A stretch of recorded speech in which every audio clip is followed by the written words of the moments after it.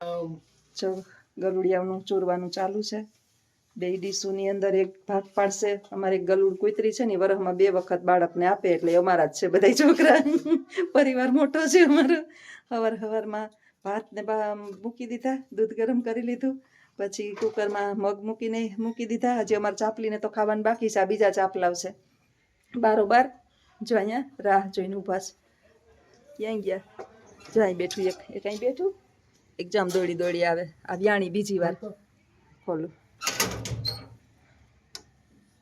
આ છે ને રાહ જોલા દાઘડાને ન ખાવા દેતા હોય, કોઈને ખાવા નથી દેતો. અને મારે બિચારી ગલુડિયાઓને જો લો. આ છે ને આપણે પશુને એમ થાય કે નથી અન્યાય કરવો, પણ આ કોઈને ટકવાય નથી દેતો, બીજા ગલુડિયાઓને ખાવાય નથી દેતો. આ બિચારી બીજી વખત છે વરસમાં વ્યાણી. 5-6 ગલુડિયા છે, હું તો જોવાય નથી ગઈ હજી. છોકરાઓને જબલું દેવાનું છે જ બાકી. એ તો ચાટે જ ને, એને મજા આવે. હવારમાં છે ને હમણાં બધું મારે ખેંચ બહુ પડે છે, કેમ કે સવારે એક બાજુ જે છે એ ચાલુ છે પરીક્ષા. 1:30 વાગે છૂટીએ, 1:45 ઘરે પહોંચતા એક તો ટ્રાફિક એટલી હોય, બધા વાલીને તેડવા આવ્યા હોય તો પહોંચતા જો મારા ખોટ ગઈ ચાપલી. પહોંચીએ ને 1:45 થાય, પછી આવીને પાછું વાં થાયકા હોય ને રાંધવાનું. છોકરાઓને એટલા સમજાવીએ ને, છોકરા છોકરીઓને, તો એ ક્યાંક ને ક્યાંક ચેક કરીએ ને એટલે ક્યાંક મોબાઈલ નીકળે, ક્યાંક સ્માર્ટ વોચ નીકળે. બધુંય મનાય છે અમારા છોકરાઓને. અત્યારે ખબર નથી પડતી કે છોકરાઓની પરીક્ષા છે કે અમારી પરીક્ષા છે. બંધ કરી દો તો નહીતર એનું ચાલુ જ રહે. અમે હા, એને 2-3 રોટલી ચોર દો. એને ઊની ચોર જોઈએ. બેન તમારે ત્યાં ચાપલી તો એવી છે ને કે હાલની ટાઢી રોટલી આપણે ભેગી નાખીએ ને, એકાથી 2 પડી હોય તો સાંજે રોટલી કેરી હોય કે બગડે ને, હું ખાતી હોય ઘણી વાર સવારે. પણ અમારા ચાપલી એવી છે, ગરમ કરીને ચૂરો ને તો જ ખાય. આ ઓલા કહે ને કે સૈટના શાક છે, ઓલા છોકરાઓને ભૂખા ધરાયેલાના મોઢામાં ધરાર કોડિયા દે ને, ભૂખા જે છે એ બિચારા વલખા મારતા હોય. એક સરસ મજાનો ગુજરાતીની અંદર વિચાર છે કે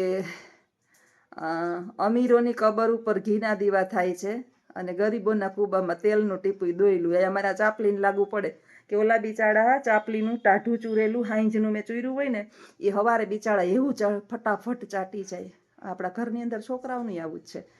જરૂરથી વધારે આપો એટલે એઠવાડો મૂકે. આ કંઈક કર્મ હારા કરીને આવી છે. ચાપલી છે, વાંકલા પગ છે. એક બેન પૂછતા હતા કે એનું નામ ચાપલી કેમ પાડ્યું. એક બેન પૂછતા હતા કે તમારા કુતરીનું નામ ચાપલી કે કેમ છે. મેં કીધું કે ચાપલી. હવે આજે જવાબ સાંભળો. ચાપલી જે છે ને એ કોઈ પાળતું કૂતરું નથી, કે કોઈ VIP કે લેબ્રાડોગ કે જર્મન શેફર કે એવું કંઈ છે નહીં, પોમેલિયન કે. આ છે ને એની માં મરી ગઈ, પછી આને બધા વીખતા. નાનકડું ગલુડિયું હતું, 2 બેન ભાઈ હતા. અને પછી ઓલો તો બિચારો છૂટકી જતો ને આ છે ને હાથમાં આવી જતી, લોહી લુહાણ ને. પછી અમારો ઓટલે બેસતી. એમ કરતા એને ખાવા દેતા ને એને બચાવતા ને એમ કરતા ઘરમાં ગરી ગઈ. 2 બેન ભાઈ ઘરમાં ગરી ગયા. પછી આ છે ને બુદ્ધિશાળી છે.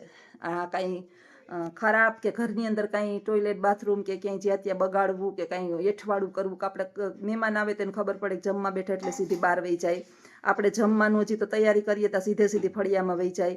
5 લીટરનું દૂધનું તપેલું નીચે પડ્યું હોય, મોઢું ન મારે કાંઈ, એટલે કાંઈ ને. ઓલો મારો ગાંડો છે ને આનો ભાઈ, એને 2 વર્ષ રાખ્યો હતો ને આપણે. 2 વર્ષમાં અમારે ખાવા બેહવું હોય ને તો એક જણાય બેહવાનું, છોકરાને જેમ ધ્યાન રાખવાનું. પછી ત્યારે બા હતા એટલે બાને એ હક ન દેતા ને બાને કૂતરા ગમે જ નહીં જરાય. પછી મેં કૂતરો તો જબરો હતો એટલે બધાને પહોંચી જતો. મેં તો આને હવે એકને કાઢો, આ એક ભલે રહી. હવે આ છેલ્લી ને પેલી છે, આ એટલી કવરાવે અમને કયક કે ક્યાંય બપોર પછી નીકળવું હોય ને તો રાડો થાય. માણસ જેવી છે એને ખબર પડે. ખવાર જ્યોત્સનાબેન નોકરીએ જાય ને એટલે નહીં બોલવાનું. બપોર પછી દહીણું કંઈક બાજરાનું દરાવા જાવ ને તો એવી રાડું નાખે. કાલો ચેવડો લેવા ગઈ કેવી રાડું થઈ હતી ને. એટલે આવું છે. આ પરાણે બધા જીવની વાહે જીવ છે. રોટલો છે ને કૂતરાવનો હતો, એમ આપણા પૂર્વજો એમ કહેતા કે ઈશ્વરે આ સૃષ્ટિનું સર્જન કર્યું, રચના કરી, એટલે પશુ પક્ષી વૃક્ષ જીવ જંતુ, સરસ મજાના સમુદ્ર જળાશયો પર્વતો પહાડો અંતરિક્ષ પાતાળ પૃથ્વી આ બધું બનાવ્યું, ગ્રહો નક્ષત્રો. હવે ક્યાં એ તો વળી પેલા મોઢું કરશે. બધું બનાવ્યું ઈશ્વરે. કેટલા એમ કહેવાય છે કે આ પૃથ્વીની નીચે કેટલા 14 લોક છે, આપણે કંઈ જાણતા નથી. આપણે બસ એટલું જાણીએ કે ઈશ્વરે આ પૃથ્વી પર મુસાફર બનીને મોકલા છીએ. આપણી ટિકિટ આપને દીધી છે કે આટલા સુધી તમારે આ પૃથ્વી પર રોકાવાનું છે. તમારાથી જે થાય ને એ ભેગું કરી લ્યો, જે સારું થાય એ કરી લ્યો, જેટલું ખરાબ થાય એ કરી લ્યો. એને આધીન અને એને ધ્યાનમાં રાખી અને તમને નેક્સ્ટ અવતાર જે છે એ આપવામાં આવશે. આવું બધું ચોખ્ખું છે. ભગવાનને ભજીએ કે ન ભજીએ, ઈશ્વરનું સ્મરણ કરીએ કે ન કરીએ, પણ સત્કર્મ કરીએ ને તો મને નથી લાગતું કે આપણે પાછું જે છે એ કાગડા કુતરાના અવતાર આવે. સત્કર્મની અંદર પાછું એવું છે કે યોગ્ય પાત્ર હોય ને એને દાન અપાય. આપણે ઘણી વખત જે છે ને આપણે એમ વિચારીએ કે બિચારા ગરીબ છે, હાલ 50 રૂપિયા આપી દઉં. એક વખત મારે એવું થયું હતું, ખબર? બેહો અહીં વાત કરું. જો આપણો ભોળપણનો છે ને માણસ ફાયદો ઉઠાડી જાય. એક વખત છે ને એક ભાઈ છોકરો આવ્યો, આપણે લક્ષ્મણ જેવડો, અને તો બહુ 4-5 લક્ષ્મણ હતો ને તે દીની વાત છે. તો મને કે બેન અહીં બાજુમાં કે અમારે મામાદેવનું મંદિરનું બાંધકામ ચાલુ છે અને હું છે ને કેટલા દિવસથી ફાળો ઉઘરાવું છું. હું જ્યારે આવું ને ત્યારે તમે ન હોય કે, એટલે તમારે જે લખાવવું હોય ને એ લખાવી દે. તો હું વળી દોઢી થઈને 100 રૂપિયા આપી દીધા મેં. કે 50 જે દેવું હોય ને દઈ દો. તો 100 રૂપિયા દઈ દીધા. પછી થોડાક દિવસ થયા ને તો મેં મનોજભાઈને વાત કરી, તમારે ક્યાંય મામાદેવનું મંદિર ઉપવાસમાં બંધાઈશ? તો કે ના બેન, હું એક છોકરો ફાળો લે. પછી મગજમાં હાડું લાઈટ થયું. એ કે મોટો દારૂડિયો છે, એ કે બધા પાસે દારૂ ના કે 5, 2, 10 રૂપિયા હાઈ 300-400 રૂપિયા ઉઘરાવી દે અને હાઈ આખી રાત આખી ટલી હોય ને ઘરનાનું લોહી પી. અરે રે, આ તો હું ધર્મ કરતા ધાડ થઈ. આપણા 100 રૂપિયા તેને ઘરનાઓને કેટલી પથારી ફેરવી નાખી છે. અને પછી પાછો 15 દી થયો ને તો પાછો લક્ષ્મણ ત્યાં ઘેરે હતો ને પાછો આવ્યો. મને યાદ આવી ગયું કે ઈ જ છે. પછી મારા છોકરાએ ઢીબેડો એને કે સાલા. એટલે ઘણી વખત કેવું થાય કે આપણે પુણ્ય એમ થાય કે આપણે ના. પછી મને હવે એવું થાય ને એટલે હું મારી હાથે વસ્તુ લઈ દઉં ને, પૈસા નથી દેતી.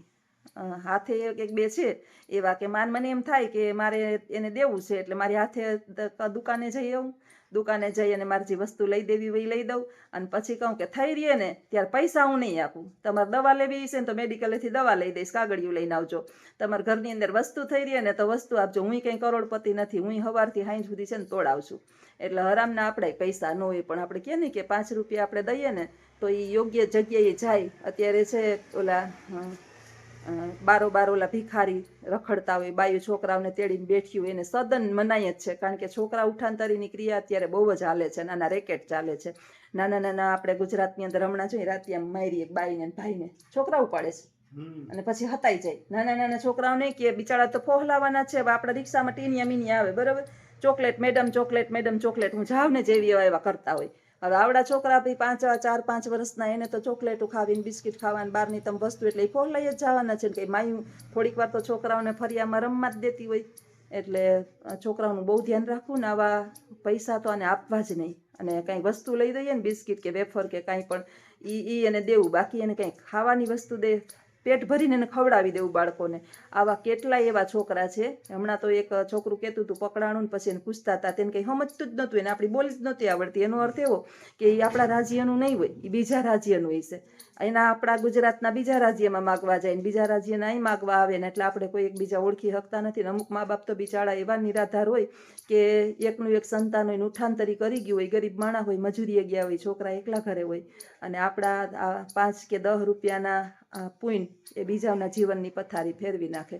તો હાલો, આવજો બધાય. સીતારામ. સાહેબ જોવે છે કે ઘડિયાળનો ટાઈમ થઈ ગયો, મારે પહોંચવાનો ટાઈમ થઈ ગયો શાળાએ. તો આવજો બધાય. અને ખાસ 5 આંગળીએ પૂન કરીએ એનો વાંધો નહીં, પણ યોગ્ય પાત્રને કરીએ તો એ બરાબર કહેવાય. તો આવજો બધાય.